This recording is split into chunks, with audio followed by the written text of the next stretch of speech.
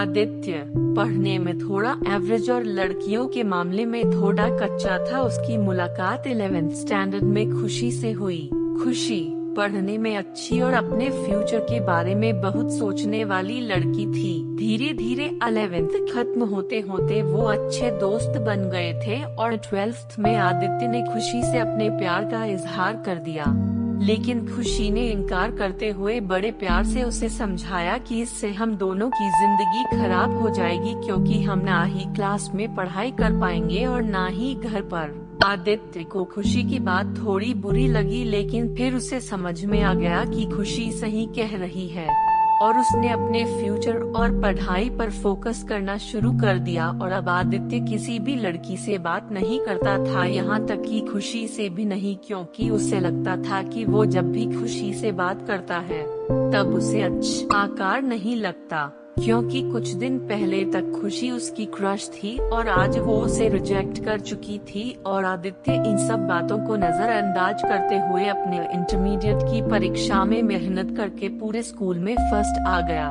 बाद में आदित्य दिल्ली के कोलाज से बीटेक करने लगा और वहाँ भी वो किसी लड़की से बात नहीं करता था, क्योंकि खुशी ने उससे जो भी बातें कही थी कहीं न कहीं उसके दिल में बैठ गई थी।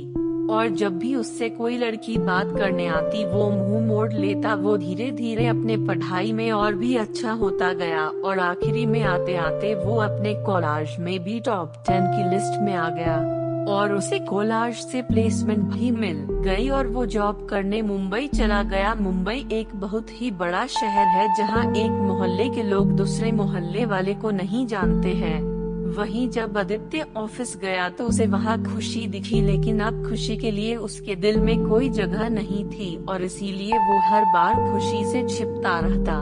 इसलिए नहीं क्योंकि वो उससे नाराज था, बल्कि इसलिए क्योंकि वो फिर से खुशी की जिंदगी में नहीं आना चाहता था। लेकिन वो कहते हैं न कि भगवान की मर्जी के आगे किसी की नहीं चलती।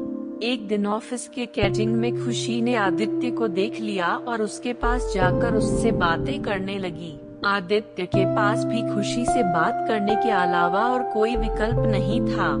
दोनों के दिल में पिछले 4 सालों से जो भी दर्द था उन्होंने एक दूसरे को बताया और खूब सारी बातें की। खुशी ने उससे बिछड़ने के बाद अपने सफर के बारे में बताया और आदित्य से उसके बारे में पूछा, जिसके बाद आदित्य को कहीं ना कहीं लगने लगा था कि खुशी गलत नहीं थी और आदित्य को फिर से खुशी से प्यार हो जाता है। कुछ दिन बीतता है और दोनों की दोस्ती और भी गहरी हो जाती है और एक दिन अचानक आदित्य खुशी से बात करते करते उससे अपने प्यार का इजहार कर देता है, लेकिन खुशी फिर इनकार कर देती है। और जब आदित्य उससे इसकी वजह पूछता है तो वो बताती है कि उसकी शादी तय हो गई है और 1 महीने बाद वो ये जॉब छोड़ देगी।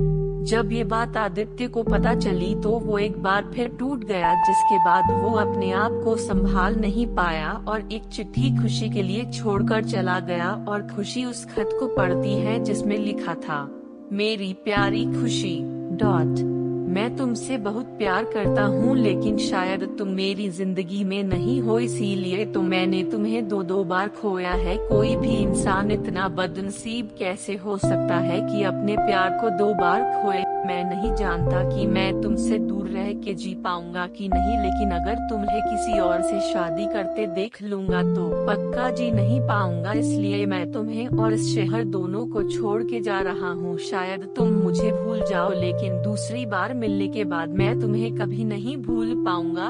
मैं भगवान से प्रार्थना करूंगा कि वो तुम्हें और तुम्हारे होने वाले पति को हमेशा खुश रखे। तुम्हारा प्यार आदित्य। खत पढ़ने के बाद खुशी रोने लगी और आदित्य को बहुत ढूंढा पर वो कहीं भी नहीं मिला और बाद में खुशी ने अपने परिवार की खुशी के लिए अभिषेक से शादी कर ली। लेकिन खुशी को आज भी ये बात हमेशा सताती रहती है कि आदित्य कहाँ होगा, किस हाल में होगा। यहाँ तक तो उसे ये भी नहीं पता कि आदित्य जिंदा भी है या नहीं। एक तरफ खुशी अंदर ही अंदर घुटती रहती है, लेकिन दूसरी तरफ वो एक परफेक्ट बहू, परफेक्ट पत्नी और परफेक्ट माँ भी है, जिसे उसके परिवार वाले हमेशा प्यार करते हैं और हमेशा प्यार करते रहेंगे।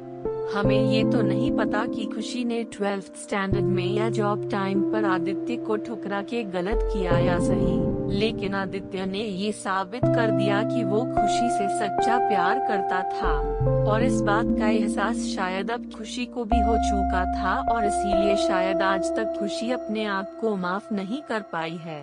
Thanks for listening. Subscribe for more.